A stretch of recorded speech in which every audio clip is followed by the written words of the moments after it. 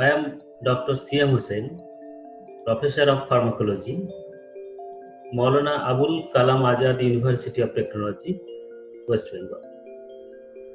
Today, I will take class on atherosclerosis. The atherosclerosis means narrowing of the artery due to deposition of plaque.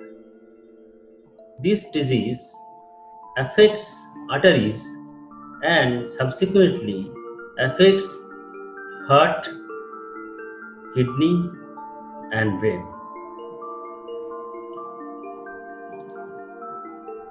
I will teach on atherosclerosis. The course content is divided into two modules.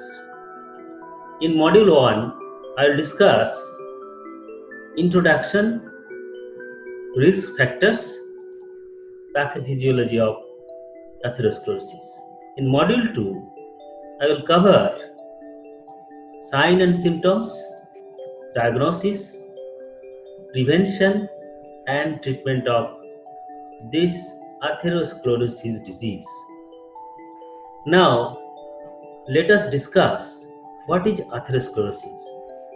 Atherosclerosis is a narrowing of the arteries due to buildup of plaque.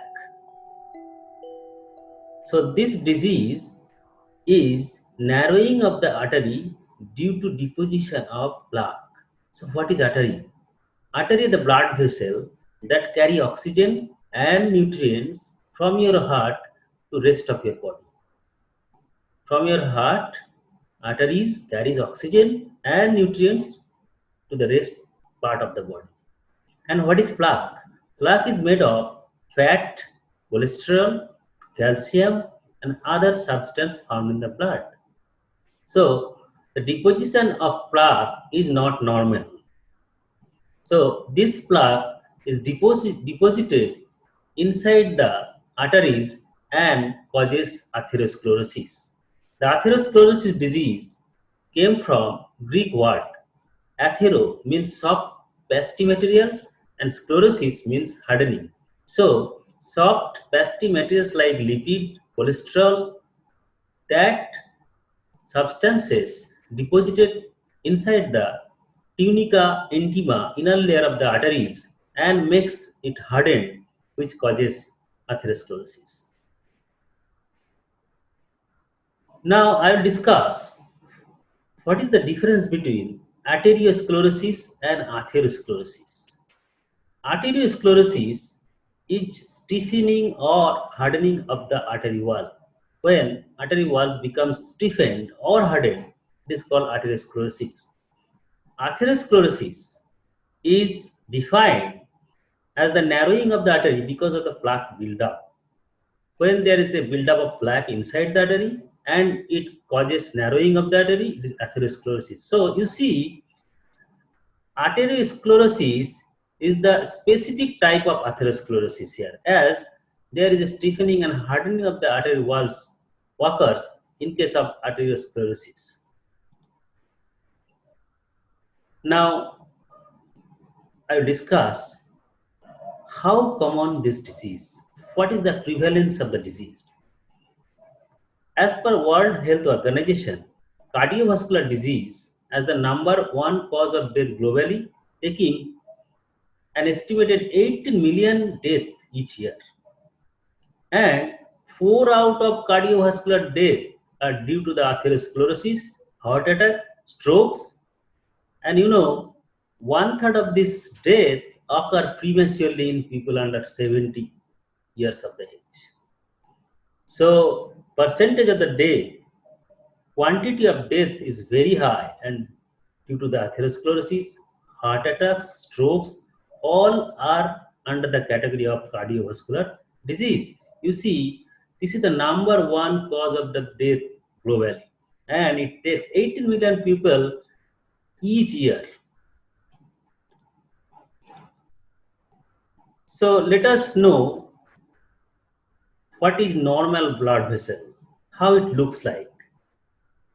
And I will discuss here how normal blood vessel looks like and how the blood vessel affected by atherosclerosis looks like.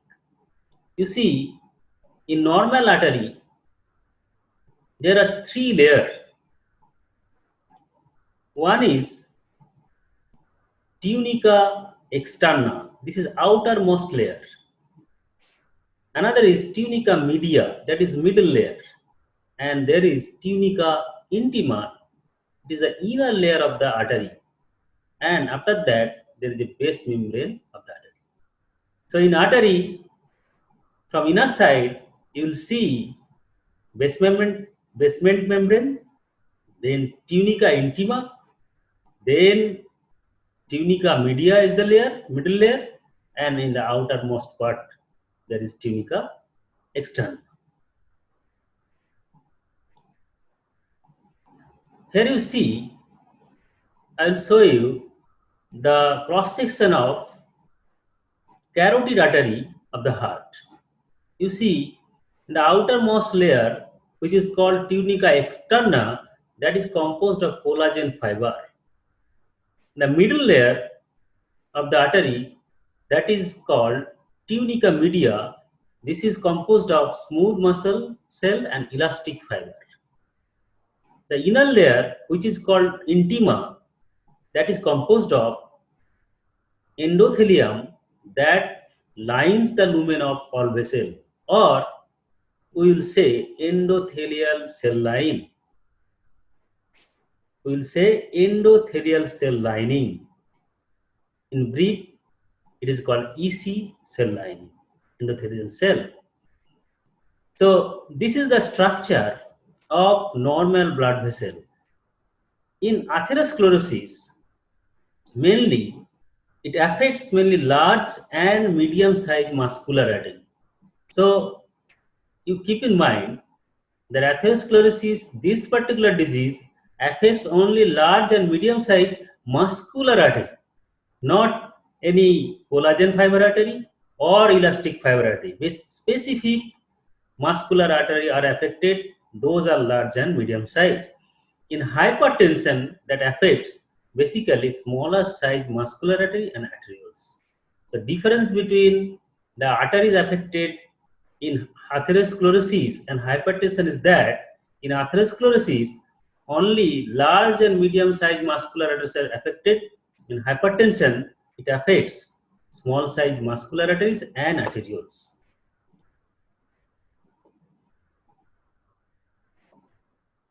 Now you see the arteries where atherosclerosis develops, how it looks like. Here you see, this is the normal artery and blood flows inside this lumen. Here you see the deposition of the plaque and the lumen becomes narrow. This is called atherosclerotic plaque. This plaque is atherosclerotic plaque. This is deposited inside the artery and artery becomes narrow. This is normal artery and this is artery narrowed by plaque. You see here the cross section of normal cut section of the artery. Here you see that this is the normal artery cross section. If any kind of tear occurs inside the inner layer of the artery, what happens? The fatty material deposited inside it. Here you see the fatty material deposited in the lumen, and finally this narrowed artery becomes blocked by blood clot. Interesting. You see, this is the normal artery where blood flows easily. If any reason, any kind of tear or injury occurs inside the endothelial cell lining, what happens? Some fatty material deposited. Here is the fatty material that is deposited. Still there is some, some space where blood can flow. But here you see, in the later stage, the narrowed artery, this narrowed artery becomes blocked by the blood clot. So in this situation, what happens? There will be cardiovascular accident. Means there will be stroke, cardiac arrest, people will die. In this stage, there will be reduced blood supply. Reduced blood supply means reduced oxygen supply. So people will suffer a lot. The atheroma or plaque, this is called plaque, atheroma, this is plaque, consists of macrophage cell, debris, lipids. Let us discuss about the risk factor of atherosclerosis. There are two types of risk factors. One is non-modifiable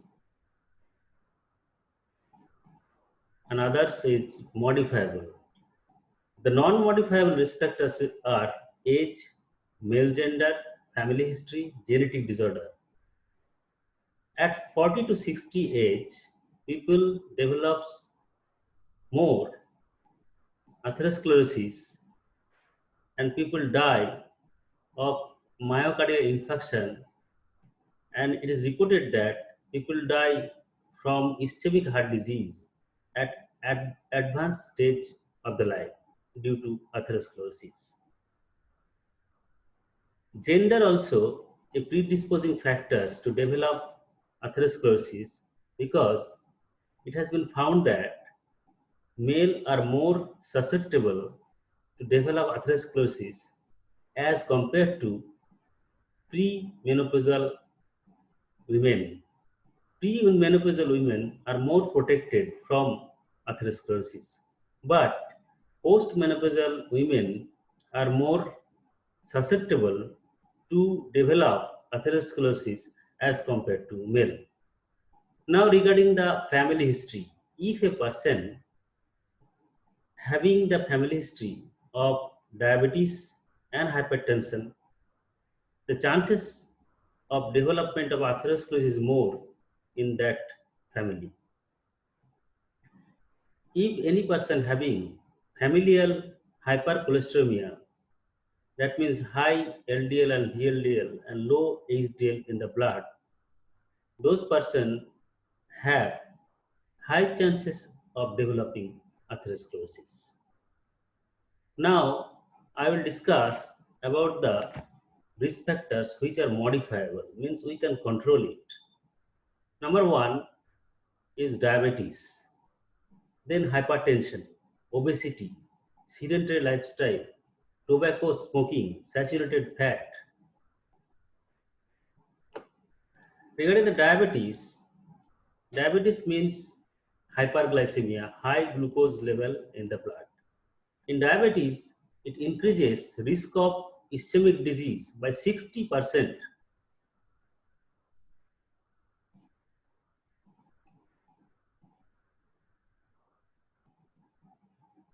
In diabetes, it increases, diabetes means high glucose level in the blood, which is called hyperglycemia. It increases hypercholesterolemia, which eventually increases atherosclerosis and finally increase the risk of stroke. In hypertension, as there is increase of peripheral resistance, so there will be chances of injury in the endothelial cell of blood vessel. So in hypertension, there is increased risk of ischemic heart disease by 60% and people die from congestive heart failure and stroke. You see the obesity. Obesity means excess accumulation of fat in the body. So excess accumulation of the fat contributes to weight gain and which contribute to develop atherosclerosis leading to cause of death in United States and developed countries. Sedentary lifestyle means lack of physical activity. It has been reported that physical activity increases the level of HDL in the blood and decrease the level of LDL and VLDL. So people who does not do physical activity or perform sedentary lifestyle, the person is more susceptible to develop atherosclerosis. Now I'll discuss regarding the tobacco smoking. Tobacco smoking, it also increases 200% risk to develop ischemic heart disease. The saturated food, the trans fat or saturated food or fast food, Western pattern food, all contain high saturated food that causes hyperlipidemia. Hyperlipidemia means the level of cholesterol is very high, specifically hypercholesteremia, where LDL and VLDL level is very high, HDL level is less. So in this case, the people, so high LDL and VLDL is sufficient to cause endothelial cell injury, which eventually causes atherosclerosis. Now I will talk about the C-reactive protein. This is a inflammatory factors. As we know that that high level of C-reactive protein is associated with the cardiovascular disease, myocardial infarction, and stroke, as C-reactive protein is related to the inflammatory reaction in the body. Also, we know that atherosclerosis developed due to series of inflammatory reaction where C-reactive protein plays an important role to develop atherosclerosis in our body. So this is also very important and interesting point, post-menopausal estrogen deficiency. So after menopause, there is a estrogen deficiency observed in women. Before menopause, it is reported that women are protected from any cardiac disease like stroke, ischemic heart disease, myocardial infarction. So estrogen is reported to have cardioprotective action. So post-menopausal estrogen deficiency develops atherosclerosis. Apart from these all risk factors, some risk factors like alcohol, sleep deprivation, periodontal disease also are the risk factor to develop atherosclerosis. Now I will discuss about the pathogenesis of atherosclerosis in a diagram so that it will be more easy to understand. You see, this is endothelial cell lining. This is tunica intima, inner layer of the artery. This is tunica media, middle layer of the artery. In normal condition, blood with RBC and WBC flows over the endothelial cell lining. Endothelial cell lining injured due to hypertension, diabetes, hyperlipidemia, mechanical injury, or tobacco toxin. Due to the hyperlipidemia, the level of HDL in the blood increases. As endothelial cell lining injured, the vascular permeability of the blood vessel increased. As a result, LDL molecule entered from the blood inside the tunica intima. Normally, monocyte from the blood doesn't attach with the endothelial cell lining. But in case of endothelial cell lining injury, it releases some adhesion molecule like VCUM1, which attaches monocyte with the endothelial cell lining. So you see, this is the monocyte. This attaches with the endothelial cell lining with the help of adhesion molecule VCUM.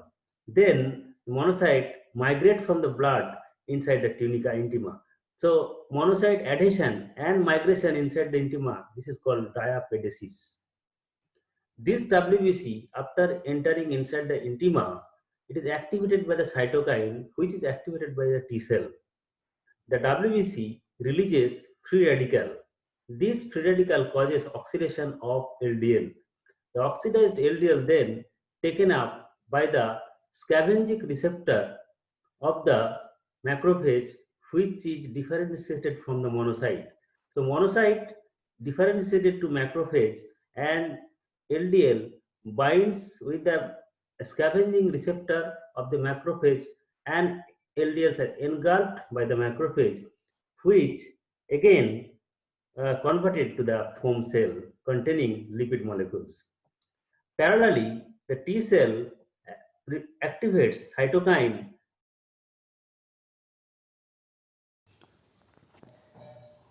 which activates smooth muscle cells and helps in proliferation. The proliferated smooth muscle cell takes up lipid molecules.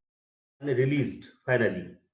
So what happens when the foam cells are filled in sufficient lipid droplets, the foam cell released the LDL molecules, and also smooth muscle proliferated and migrated and releases lots of lipid molecule.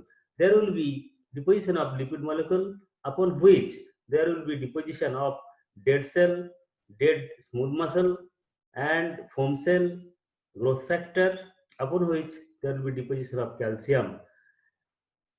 And after that, what happens on this uh, hardened plaque, which is called the fatty streak, the platelet aggregates. So that is called atheroma or atheromatous plaque. In this way, the formation of fatty streak or atheromatous plaque de- develops inside the artery.